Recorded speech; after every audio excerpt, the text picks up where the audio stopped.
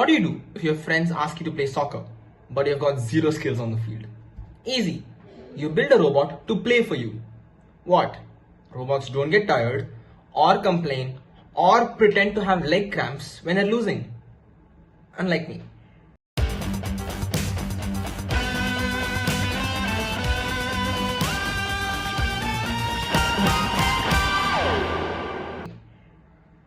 Hi everyone, I am Charit, a student of class 12 from DPS Miapur, and this is my submission video for the DIY project in the IIT Madras Introduction to Electronic Systems course.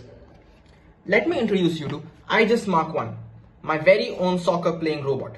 And yes, it's just as cool as it sounds. This little beast has omnidirectional movement, meaning it can move in literally any direction. Well, it should, but more on that later. Alright, let's take a look at what makes this thing tick. First up, the brain of the operation, the Raspberry Pi Pico WH. It's a microcontroller board powered by a dual-core ARM Cortex M0 Plus processor running at 133 MHz. It's got 264 kilobytes of RAM and 2 megabytes of flash storage, which sounds tiny in phone terms but is more than enough for a robot like this.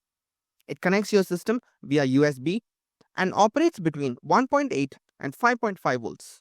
What I love about this version is that it comes with pre-soldered headers, a built-in debug port, and supports MicroPython, C, and C++. Basically, it's beginner-friendly and powerful. Perfect for me. Now, let's talk locomotion, the movement part. Aegis uses Mk1 wheels, these cool omnidirectional wheels with angled rollers. The ones I've used are about 80 millimeters in diameter. What's special about them is the 45-degree angled rollers that convert the motor's rotation into multi-directional movement. The result? Smooth, ninja-like motion. These wheels are powered by DC motors that run between 6 to 12 volts, spinning at 300 RPM with a torque of 1.2 kilograms centimeters. The motors are controlled by L298N dual motor drivers, which are robust little monsters. They can run up to 2 DC motors at once, handle up to 46 volts on the motor side, and draw 2 amps per channel. They even have heat sinks, just in case things get hot. I'm not doing speed control yet, but hey, that's on the to-do list. Powering this machine are 18650 lithium-ion rechargeable batteries. Each one has a nominal voltage of 3.7 volts and maxes out at 4.2 volts when fully charged. They've got a decent capacity, around 2000 to 2200 mAh, and can be recharged around 300 to 500 times. Basically, they're the Red Bulls of the electronics world. Small, powerful, and slightly dangerous if you poke them wrong. Now that we've covered the hardware, let's dive into the software. The code allows for 8 directional movement: forward, backward, sideways, diagonal, and it can even spin on the spot, both clockwise and anti-clockwise. This robot can moonwalk better than half the internet. The interface is fully web-based, running on a custom Wi-Fi network created by the Pico itself. It even controls the onboard LED on the Pico to verify the connection. So yeah, no physical remotes needed, just your browser. That's right, no more losing the remote on the couch. Alright, before we jump into the grand finale, let me just show you guys a quick montage of the robot building. And I promise you, the build wasn't as easy as it seems. There were many problems we unfortunately couldn't record.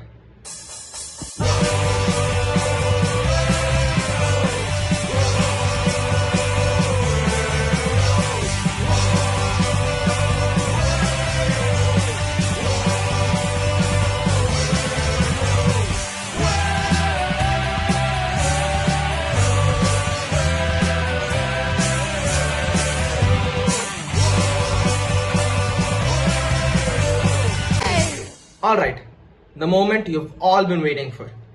The robot in action. I've planned to set up an obstacle course and have Aegis shoot a ball into the goal post. but we had a few, let's say, robot tantrums. One of our batteries was defective, motor 4 wasn't spinning, and the alignment, though I tried my best to keep it perfect, was still somehow off, due to which my robot was going haywire. So instead, here's a montage of what we could somehow manage to do.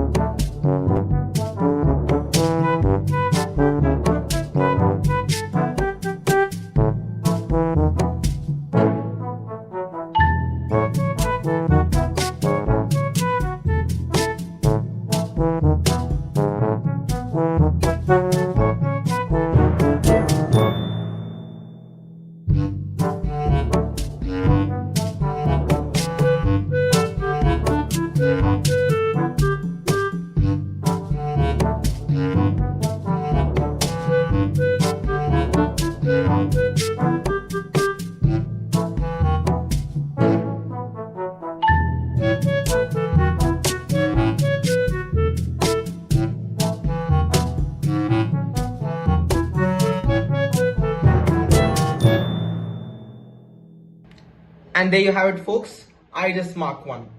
There's still a lot I want to add in the next editions, like angle-based spinning, stepwise movement, maybe even a camera and some object detection. But before all that, I want to make it work properly. Please.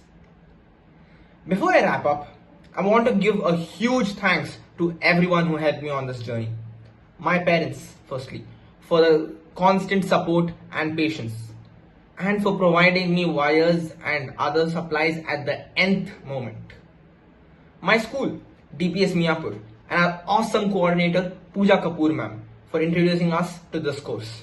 The amazing team at IIT Madras for creating such fun and insightful content.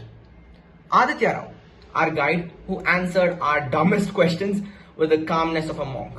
Seriously, we've asked him things even Google said, bro, chill. Vivek, for all the non-technical but equally important support.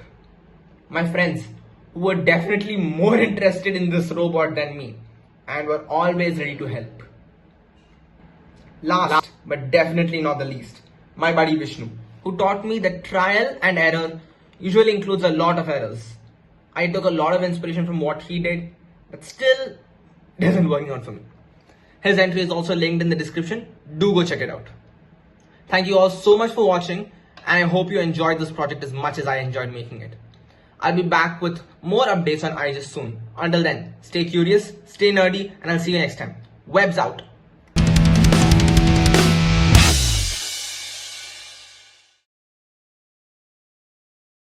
What are you guys still waiting for?